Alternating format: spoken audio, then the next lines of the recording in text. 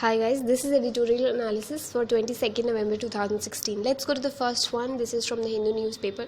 It throws some light on our wrong notion that if a law has been made from the concurrent list both by the center and by the states, then the central law will be somehow better than the one that has been passed by the states. So the author here says that this is not necessarily so all the times, and especially in the case of land acquisitions. He says that there are staggering differences in the terms of socio-economic indicators, GDP growth, etc. Between different states like Bihar and Tamil Nadu. That's why they need different land acquisition laws also. So that is one reason why states have an upper hand when it comes to Land Acquisition Act. Secondly, we assume that the central law on land acquisitions that was passed in 2013 is better than the state laws, and it has been criticized on the ground that the state laws that followed the central law, they sort of tended to dilute the social impact assessment provision of the central law. However, the author points out, but the central law also has some flaws. For example, it does not make consent necessary for government projects. So if land has to be acquired for some government project, then according to the central law on land acquisition, the consent of the people that have to be displaced, that is not necessary. So these are a couple of reasons. Also, that the states have more expertise and experience when it comes to land acquisitions. So this is just some perspective on the whole issue of land acquisitions. The author says that constitutionally speaking, state laws can override central laws if they are from the concurrent list, and the state law has gotten the assent of the president, and this was meant for genuine hurdles. So this is some perspective on the land acquisition.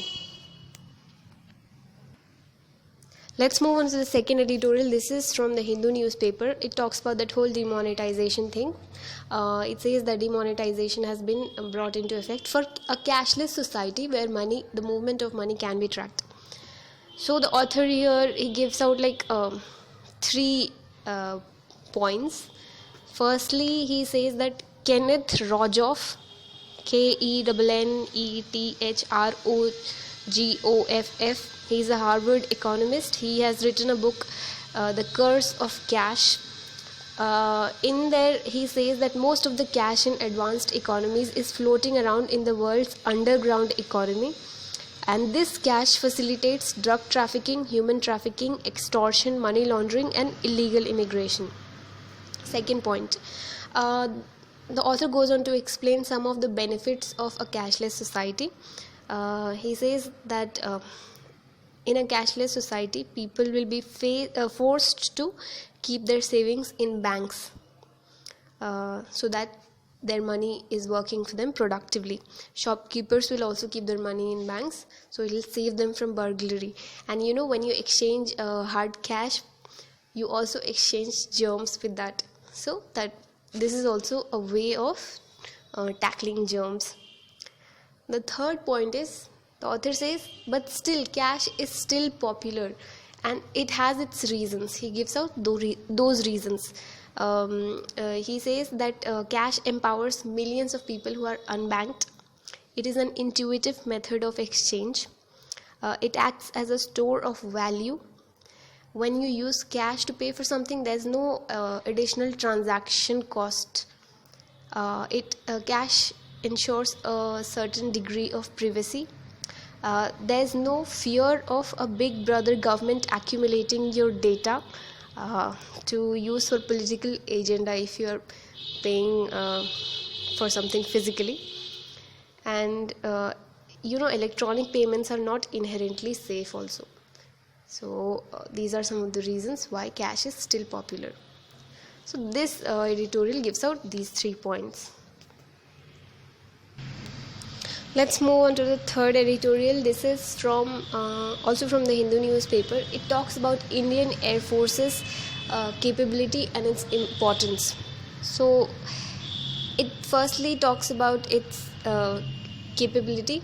We'll just mention some of the new armaments they've gotten. Okay, so firstly, the author writes, he is an Air Force officer. He says that we've got Su-30. It has an ambit of 6 to 8 hour period sustained by aerial refueling and enabled by airborne warning and control system and robust data links. It can attack strategic targets deep inside the enemy territory, shape the tactical battle area to enable smooth flowing armored operations on the ground, and protect critical airspace all in one mission. It can do all this in one mission. It can also do this over the ocean. It has the capability to conduct both intrusive and non-intrusive surgical strikes against low visibility target independently or in conjunction with special forces and supported by remotely piloted aircraft.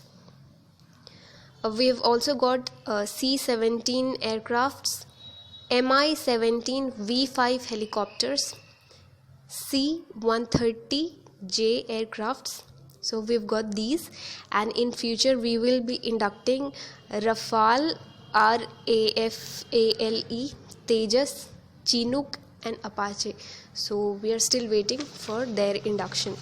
That will increase our capabilities even more.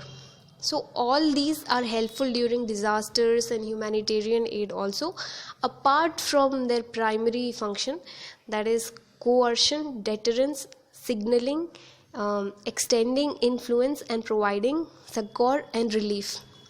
So that is on the importance of Indian Air Force. Very important.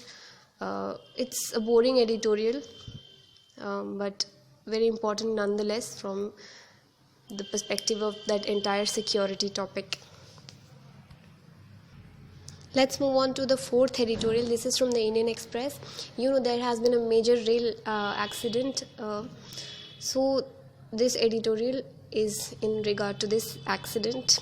It basically talks about Anil Kakodar Committee recommendations on rail safety that was made in the year 2011.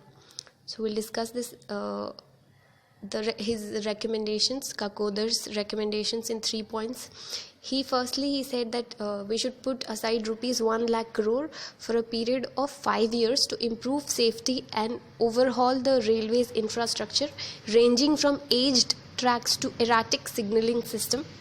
Secondly, we should switch over from coaches designed by the Integral Coach Factory Perambar to LHB designed coaches that are deemed to be safer. Currently, LHB coaches constitute only 10% of our bogies. And thirdly, he said that a depreciation reserve fund was set up in the last decade. Its provisioning has come down from rupees 6,000 crore in 2008-2009 to rupees 3,200 crore in 2016-17, even though its current actual requirement is actually 15 to 20,000 crore rupees. So it should be 15 to 20,000 crore rupees in that depreciation reserve fund, but it's only 3,200 crore rupees right now. Some of the other problems that our railways are facing is that the railways have lost focus from operation with safety to other stuff, other unimportant, lesser important stuff like catering, Wi-Fi, bullet trains, etc. There is less expenditure being made on existing assets like tracks, rolling stocks, etc. Replacement of worn out assets is not being done, and continuous track circuiting is also needed on all the tracks to detect rail fractures. So these are some of the problems with our railways. And that's it for editorials on 22nd November 2016. Thank you.